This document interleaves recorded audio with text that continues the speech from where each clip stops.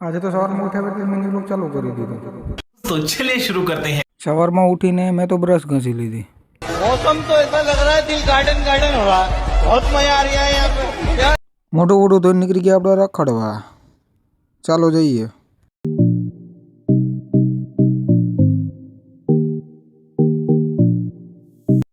અમે અહીંયા મેં જોયું તો આ શું તમે જુઓ જરાક। અહીંયા એટલો વરસાદ પડ્યો કે કુંડો ફાટી ગયો। જરાક જુઓ તમે। देखा आपने लापरवाही का नतीजा है। પછી ત્યાંથી આગળ આવી ગયા આપણે સનસેટ જોવા। તમને બતાવી દઉં, તમે જુઓ। સારું લાગે તો લાઈક ને કોમેન્ટ કરી દેજો।